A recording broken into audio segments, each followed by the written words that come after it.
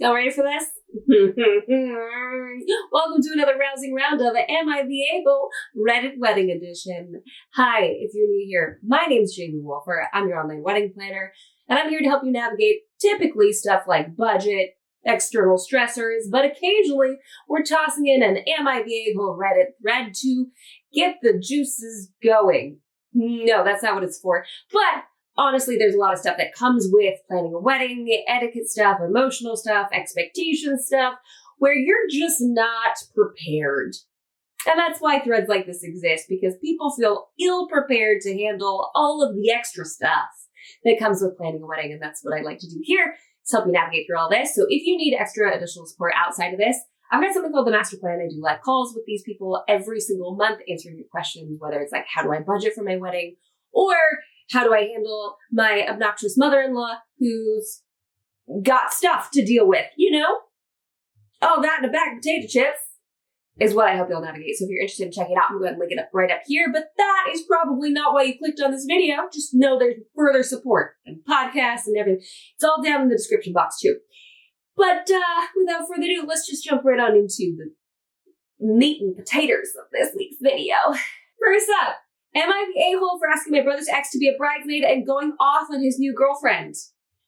Well, when you title it something like that, it's a little hard to side with you, friend, but we'll see how the cards play out, because most people have said this OP is not the a-hole. Names have been changed. Okay, cool, so I can use names. My brother Mike started dating Grace in high school, and their relationship has been on and off. They officially date for a few months, break up, get back together, and so on and so forth for the past 10 plus years.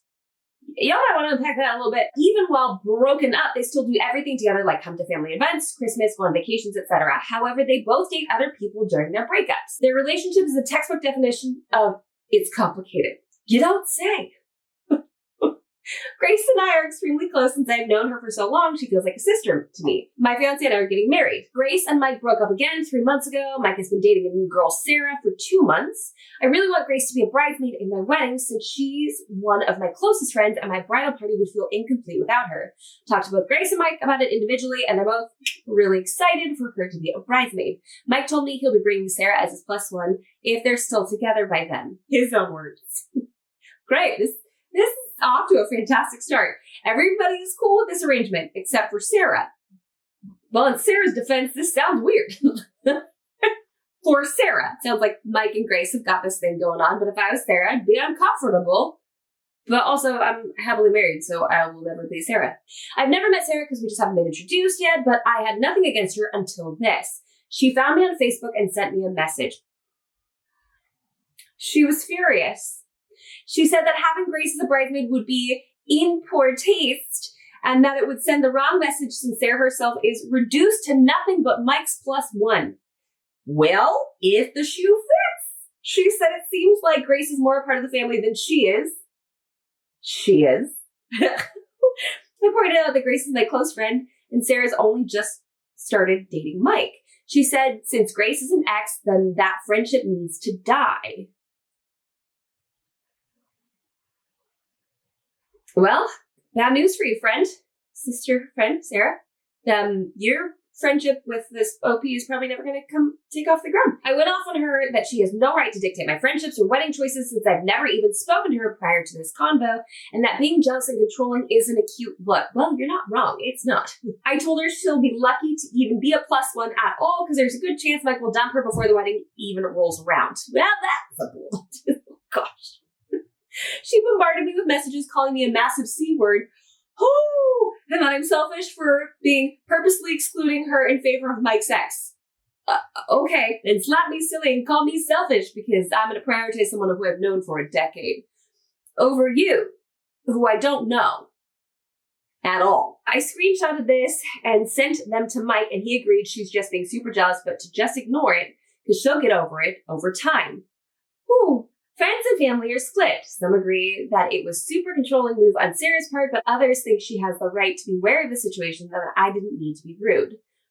I can see that. My fiance agrees that she's super controlling and suggested rescinding her invite, but ultimately I care about having my brother there so he can bring whoever he wants. Plus, I highly doubt they'll still be together by then anyway. So, am I the a-hole for having Grace as a bridesmaid and for going off on Sarah like that?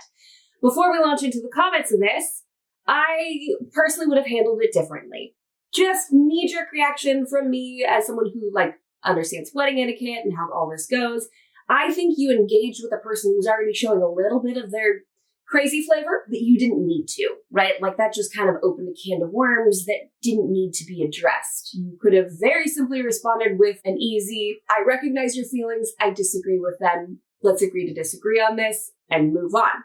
However, that's also coming from an Enneagram 3, and my husband's an Enneagram 1 and would confront the situation completely differently. So what I'm basically trying to say is everyone's going to handle this kind of situation differently. I wouldn't have done this exactly. I don't think I would have engaged because that's just prodding the beast a little bit. But I also don't see the problem in defending yourself and standing up and being like, you're being a crazy person. I don't know you. I think you're right. I think there's a chance that this girl and your brother will not be together for the long term. And I would hope that this would be a factor that your brother would take into account when considering someone new. But let's dive into the chat on this one. She said it seems like Grace is more a part of the family than she is. Yes, because she is. Despite not being together with your brother anymore, she has been, plus she is a close friend of you. This is wild. Someone said, yep, not the a-hole. How are people split on this? Sarah can be insecure and wary. Sure, I would also be that way too. But I wouldn't go out of my way to contact a stranger as a +1 to be like, hey, can you remove someone from your wedding party? Because I've been seeing someone for less than the amount of fingers I have. Although she might have less fingers, I don't know, in weeks. And so I'm allowed to make demands and expectations for your wedding day. If she's wary, she's expressing it in a very weird way. Okay? She doesn't get to make requests around this. But it's wildly inappropriate for her to try to dictate a stranger's wedding party. I would consider revoking your brother's +1. I would also, too, consider that because if this is the level of marinara flag that she's starting to post and wave about before the wedding's even happening, I think it would be worthwhile to go, I just don't know if I'm comfortable inviting this person to my wedding day because I don't know what they're going to do. If they think that this is acceptable to do before a wedding, right, to message a complete stranger over someone who they've been dating for 2 months, what is she going to do at the wedding? So I'm going to go out on a limb here and say, no, you're not the a-hole. And I agree with everyone who has replied to your post. I don't read it, okay? I don't understand how half this works. I just use it as content to get the people going. Next story, shall we? And now it's glowing behind me, highlighting my halo hat. Am I the a-hole for asking my mother-in-law to leave our wedding because her perfume was bothering me? So Redditors said, no, you are not the a-hole. But we'll be the judge of that, won't we? And by the way, I invite any sort of discourse in the comments down below, whether you agree with me or don't disagree with me. YouTube algorithm doesn't care. So anything you want to share down there is fine. Well, not anything. Let's be reasonable here, folks. But this does provoke some very interesting conversations that I welcome in the comment section. I just got married to the love of my life. I've usually gotten on pretty well with my new in-laws. Usually my mother-in-law doesn't wear perfume, or at least not any that I've been able to notice. My wife had her mother be her matron of honor, so she was standing with us up front. Oh, that's sweet. But also, oh no, I could see where this is going. It was a small area, and with her right next to my wife, I was able to smell her perfume. Shortly after the ceremony started, I started to get watery eyes and sniffles. Our ceremony was supposed to only last 20 minutes max, so I thought I could just push through unless it got worse.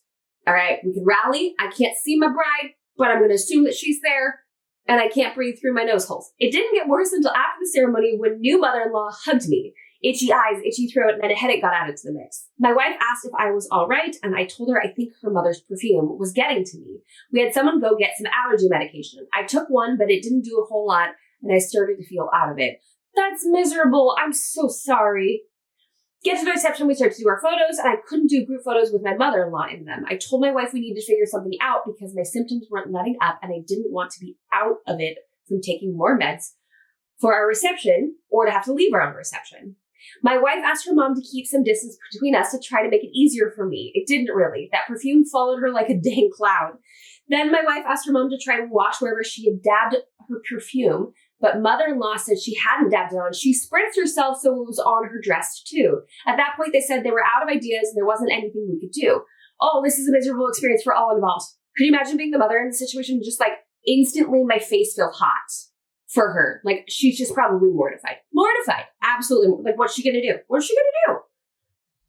What is the groom going to do? I don't know. There's a lot of... Okay. I said there was one more thing and suggest that maybe mother-in-law leave to change her dress and then come back, or even just go to a nearby thrift store or something and get any kind of clothes and even pay for them. I asked my mother-in-law to either please do that or leave. We'd visit later with cake because it was getting to the point that I would have to leave.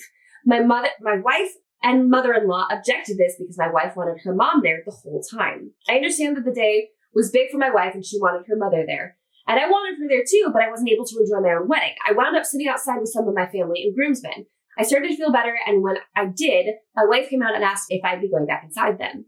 I told her no, so long as her mom was still there and hadn't changed. The night ended with my wife spending our wedding night at her parents' house. Am I the a-hole for asking my mother-in-law to leave? Edited to add, yes, my wife is aware of this. I had a similar reaction to perfume she bought before. This was only the third time I've had a reaction that bad to perfumes.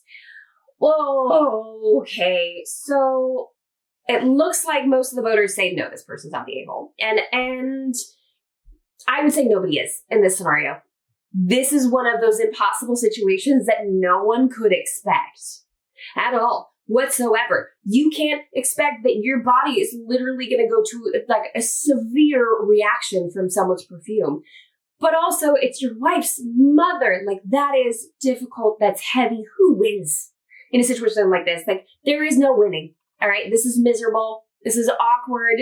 Mom's probably dying. Wife feels torn. You're literally like can't breathe. Your nose holes have stopped operating. Okay, they've checked out, they've left the building, and you either get to be drugged up and basically mentally non-existent at your own wedding, or you just can't be around your mother-in-law. It seems to me like you were doing your best to make the best out of the situation, but I also don't know you as a person. Maybe you are the type that exaggerates these kinds of things. I don't know. You could. Maybe that's why your wife had these feelings of like, you've got to be kidding me of all days. Like, I can't trust you're actually feeling this way. Is this like a man cold reaction? You know? Because my husband gets those. He gets man colds where I'm like, you've got to be kidding me. No, we're not doing this today. You're going to buckle up. You're going to rally. Okay? We're not doing this. And that could be your natural bent. But if you went out of your way to very specifically and clearly say like, no, this has only happened like 3 times this badly. And when I say I couldn't function, I couldn't function. I got to take you at your word for that one. Like, that's bad. Suggesting that she leaves may sound like a great idea to you, right? You're like, boom, I got the solution. Just send her to go to the thrift store. Coming from someone who enjoys fashion and who enjoys clothes, I also do really enjoy thrifting. I can imagine as the mother-in-law, with how late it is in the day, going like, there are no thrift stores open. There's nowhere for me to go. How can I can't just go get an outfit from a thrift store and come back. I could see how that couldn't make sense. And maybe she wasn't understanding the depth and severity of this. There is no winning on this one. It's just a matter of maybe going over to your mother-in-law afterwards and hugging her and being like, you're sorry. I'm sorry. Nobody wanted this. This was miserable. Your wife is stuck between a rock and a hard place. Like, no one wins. And I don't think your mom's the a-hole here. I don't think your wife is the a-hole here. I think she probably had a lot of expectations of what she wanted out of that day. And it wasn't coming together the way that she envisioned and the way that she wanted. And that's a lot to process for everyone involved. So I'm just really sorry that this was your circumstance. But I don't understand some of the commentary that says stuff like, I can't believe your mother-in-law and your new wife would be so selfish. You struggling to breathe and simply be at your wedding is wildly messed up when mother-in-law had the opportunity to just buy a new outfit or come back later. Can't you though? Do we know how close the local thrift store is? Do we know how feasible it is for her to go get that? Like, if it were me, if I was the mother-in-law, I'd be like, heck, I'm going to go put on pajamas and I'm going to come party and this is going to be a story that we're going to laugh about, right? But I don't know mother-in-law. I don't know what her normal behavior is. And I don't know if this is something that she would even think of. Right? So we're just going to pour grace all over this. We're just going to pour grace on this because that's hot. That's hard. That's hot. That's hot. This one person put, LMAO, marriage already finished. No, it's not. It's just an awkward situation. Mother-in-law probably didn't know how to handle it. Wife didn't know how to handle it. I don't think anyone's being the jerk here. I just think no one predicted this. It's not like you have a consistent issue with perfume, right? You just had an issue on a handful of occasions. No one knew that this could happen. A lot of people could have poured a lot more grace on the situation, I think. Now, you, obviously not being able to breathe, like, that's the ultimate trump card in this situation where you're like, I can't breathe. I don't know what to tell you. Like, I can't be inside next to your mom. I love her. I love you. Very truly. I can't do this. So, I don't know what you want me to do. I can't suck it up. I can't breathe. So, these are the options presented to us. Let us move forward. There's definitely a big old case of shoulda, woulda, coulda here, where the mother-in-law could have done quite a few different options. Wife probably could have been a little bit more accommodating. You couldn't really do anything else. Yeah, you were stuck. I totally get that. Like, you could just suck it up and be outside, right? Which is exactly what you did. I don't think you did anything wrong. I don't know how you spoke to these people. I don't know how you handled these conversations or what tone you used or how you said the suggestions or anything like that. But on paper, you were definitely not the a-hole. Okay. But I also don't think that they are necessarily trying to be the a-holes either. They're just trying to make the best of a very terrible situation. And they probably couldn't see a reasonable solution. So y'all might disagree with me on that one, and that's okay. The point of these videos is to throw some spice into the mix, okay? To get your emotional juices going. What is that? Why did I say that? Next story. And our final one for today. Am I the a-hole for not wanting my niece to perform at my wedding? Good Lord. Has anyone seen You've Got Mail? You know, a little girl that's like always singing and everyone's like, yay, she's so good. But she's not? That's all I see just by reading the title alone. The good news is most of the Redditors agreed you are not the a-hole. I just got engaged and will be getting married next year. Well, one of my nieces, 10, is a complete theater kid and loves to put on shows for the family at all of our family functions. Birthdays, holidays, anniversaries. She even did a wedding. Oh no. She will get the other cousins or by herself and perform songs or show us her latest dance routines, even sometimes having her costumes on hand. Okay. Usually it's no problem, no big deal. It's fun watching her do something she loves. It's all for fun and we like to encourage her. Okay, she isn't the most talented, but she has a lot of potential.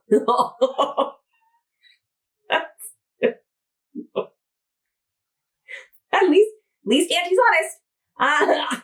That's not the problem. Her performances are usually like 15 to 40 minutes-ish long. And I'm not really looking for her to put on a show at the wedding. She and her parents have already mentioned it. And in my head, I'm thinking, no. Her mom is my older sister, by the way. Anyways, I already mentioned it to my younger sister that I'm not really going to allow it. And she kind of thinks it's a D move. Like, it's not really a big deal if she does like one dance during the reception. Like, to her, it's not a big deal. I haven't told my sis and niece yet, but I can see it turning into a thing. To clarify, my younger sister feels like it's not a big deal if she wants to do one song or dance. Like, as a Tia, I should just suck it up. I can't pinpoint why I'm not into the idea. I'm just not. If you're new here, then you don't know that well, hopefully by the time this video comes out, I will be a mother of 4. I'm currently filming this while pregnant and I'm due in May. So if I'm not a mother of 4, something's gone terribly wrong. But that is all for a child to be having this. Well, first of all, there are far too many adults that are feeding into this behavior, in my opinion. If my child ever expected to do a performance at someone's wedding, we'd be having a serious sit-down conversation. My oldest 2 are 13. I have a 6-year-old and then we'll have a newborn. Yes, it's generous spacing. We don't need to dive into that here. It's another story for another time. Yeah, that's a lot. That's a lot. A 10-year-old should not be expecting, especially when she's not the best. She's got potential. You have every single right to go, you know what? A child performing at my wedding is just not my thing. So sue me. I think that is a very reasonable response to a situation like this. And it sounds like those around you maybe need an extra dose of what that reality looks like. This is 100% the little girl from You've Got Mail. And she's just like hollering at the top of her lungs. So let's go ahead and dive into the comments here and see what people are saying. And I don't think you have to have pinpoint the reason why you don't want a 10-year-old to perform at your wedding. I think it's just safe to say no. Oh, it's like the wedding planner when the mom has the lucky mic because she wants to sing a special song for the wedding and the wedding planner has to hide the mic. Something like that. Mm-hmm. Not the a-hole. It's time for your niece to learn she's not the star of every show. This wedding is your show. You and your fiance are the stars and your niece can attend quietly like everybody else.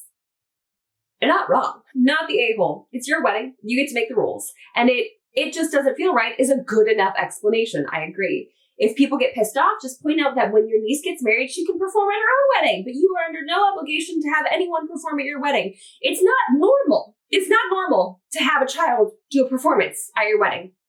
I do this for a living. I'm here to tell you, this is not the norm. It's not the expectation. This is a very weird thing that family does. Okay? I mean, you know that. I don't need to explain that to you. Not the a-hole. This is your wedding and not a talent show. That tracks. Make your wedding kid-free, problem solved. I find the idea pretty cringeworthy, but if saying no isn't sufficient for some family members, you can try a few different excuses. Ooh, I like this. What are they? We want a more traditional wedding. We've decided against any entertainment. We don't want anything to detract from the purpose of the occasion.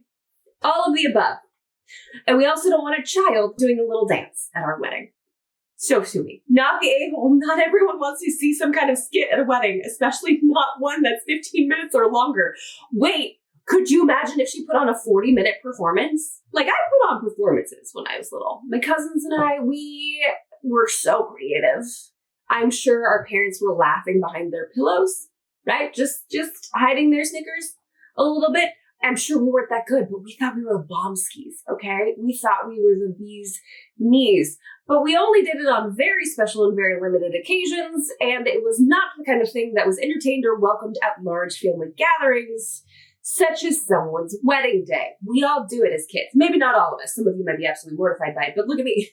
I like being on camera. So I had no problem with the performance stuff, right? But I can't. Could you imagine a 40-minute sketch or song or dance or performance? That's the entirety of dinner time for 100 people, 100 plus people. That's a lot. That's an extended period of time where everyone just has to sit and watch this 10-year-old. Could you imagine being a guest at that wedding where you don't know this kid and you don't know why people are feeding into this level of cray-cray? Do people still say cray-cray? Oh well, it's done. It's finished. Let's move on. So that's all we have for this week's video, guys. Thank you so much for stopping by. If you liked the video, jump on down there, hit that like button. The moment I did my first Am I the A-hole Reddit wedding planner reaction video, y'all kind of popped off in like the best way. So if we're enjoying this, still let me know by hitting that like button and subscribe to this channel for more tips and tricks for the modern day bride. If you are struggling with stuff when it comes to planning your wedding, it's always the emotions, the finances, and the expectations that get in the way. The act of planning a wedding is actually very easy. But if you need some support along the way, I am here to help you. Wedding planners are expensive, but they don't have to be. Come join my online program called The Master Plan. I'd love to walk you through this. I'm there in live time every single month answering these questions for you so we can navigate stuff like this. We can dive into this. You can also find both of my podcasts listed in the description box anywhere on podcast.